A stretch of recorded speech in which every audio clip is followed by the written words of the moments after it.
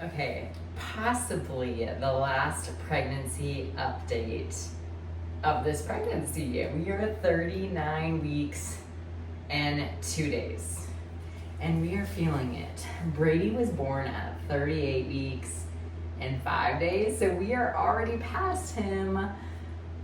What? Which is just hilarious to me because this entire time my doctor's like, hold her in till 36 weeks, hold her in, hold her in.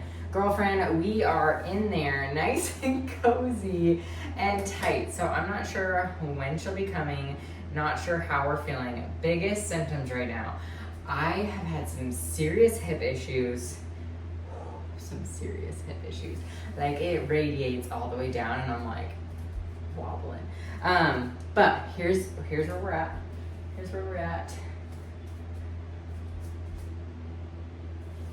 We definitely gain in all aspects, but let's do a final little weigh in because I am a nerd here and love to just track these types of things. So we are 151.6, which I believe is pretty average.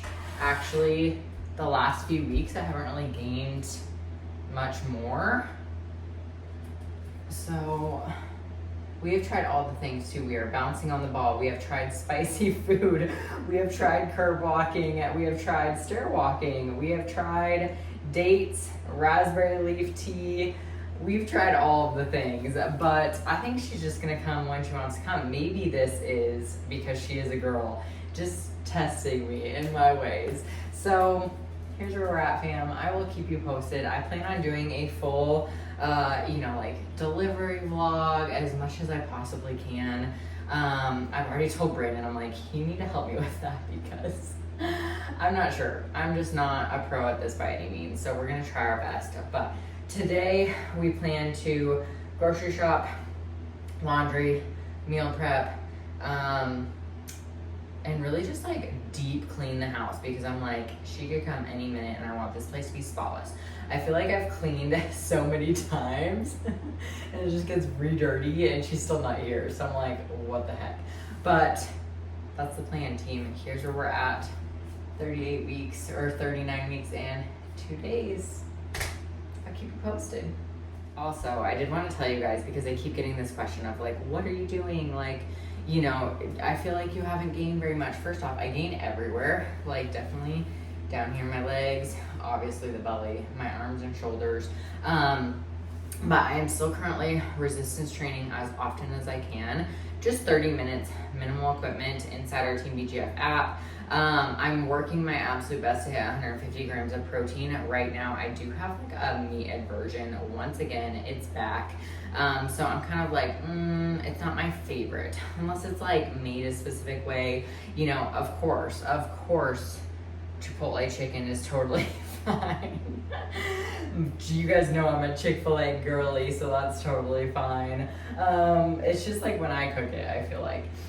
So resistance training, those 30 minutes, I've been avoiding leg days as much as possible. I did get one in yesterday because I'm like, how many leg days am I going to survive? It's brutal. Walking is primarily where I spend most of my time. I do this like loop around my neighborhood and it just keeps getting longer and longer. However, like the time gets longer and longer, so I'm just wobbling away.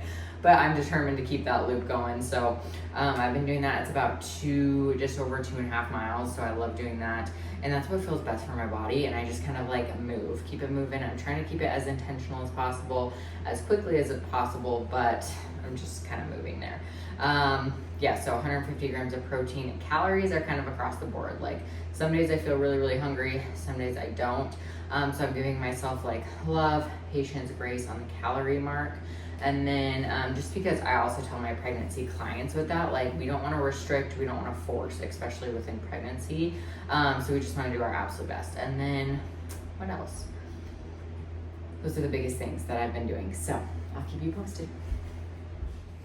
Okay, we are officially at 39 weeks pregnant. I'm gonna show you guys one of our staple meals that is so easy for meal prep, for holidays, for family gatherings, or just something really simple to throw into the freezer if you need a meal here coming up.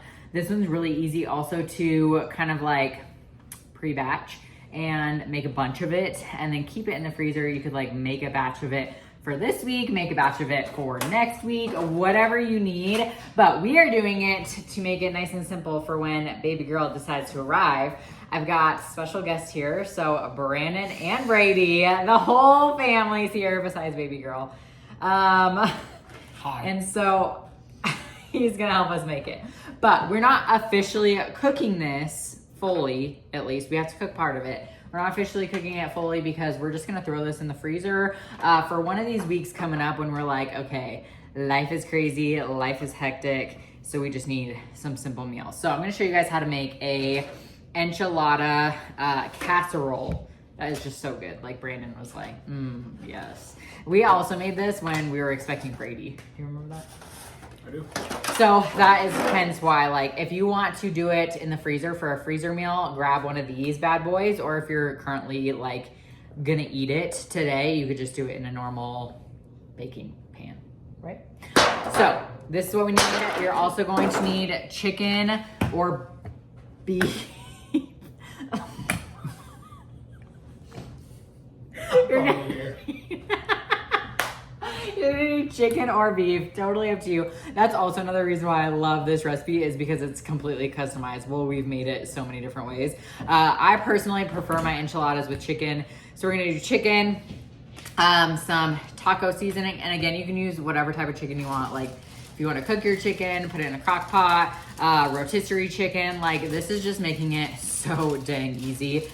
We grabbed some corn, some black beans. Again, you could do refried beans, you could do whatever. Enchilada sauce, I prefer the green enchilada sauce, but you could also use red enchilada sauce, a rotel, as well as jalapenos, green chilies, and really any seasoning that you want. So ultimately what we're gonna first start off with by cooking all of this together, you take your beef or chicken, add your black beans, add your corn, add your green chilies, your rotel, this just all on top of a skillet. It really doesn't have to cook long just because this is already pre-cooked chicken. But if you're using raw chicken, obviously you just cook it until it is cooked.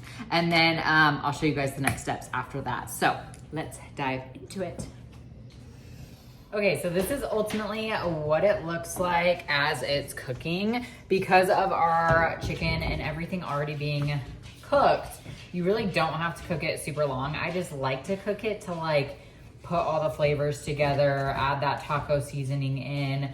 So I'll just kind of let this like simmer for a few minutes. But of course, if you're doing any raw chicken or raw beef, you just want to cook that until it's ready to rock and roll. So you just add it all into a large pan. Hi, Brady. I'll show you guys as we are building it what the next steps are.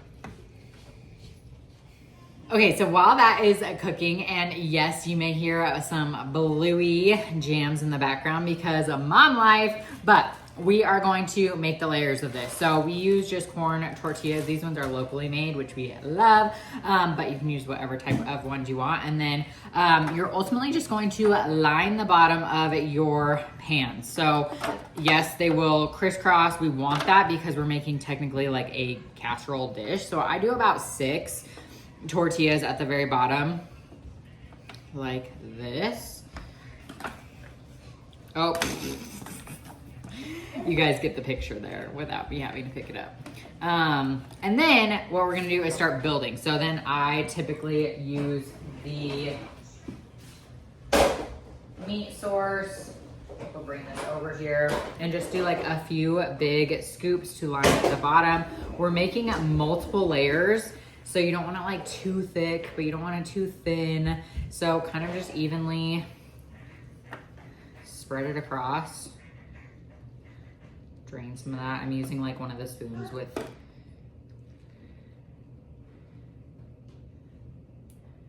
the holes in the bottom.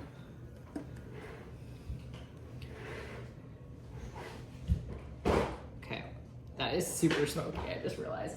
Okay, and then after that, we'll go in with some cheese. I like the Fiesta blend. Thin little layer of that.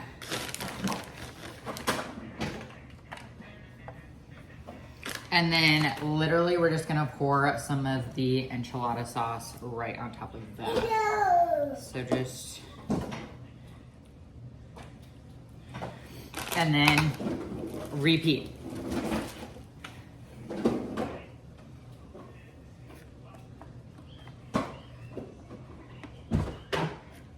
Four, 5, 6.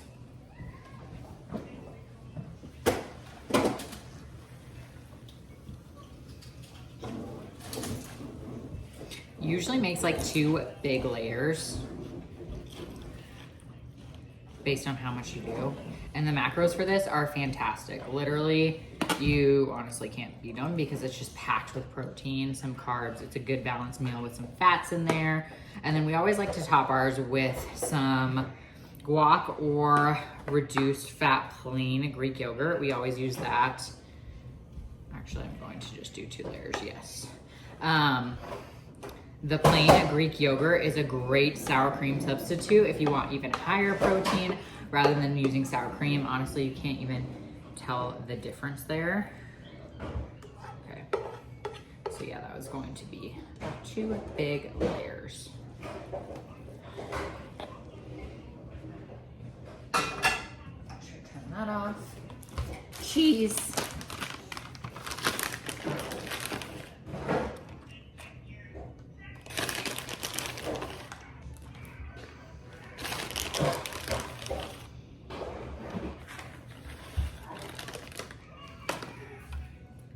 More sauce.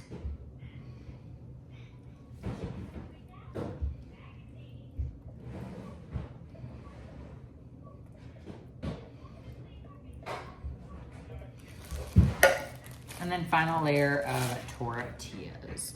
And then when we cook it, we'll cook it at 350 degrees for probably roughly 20 minutes.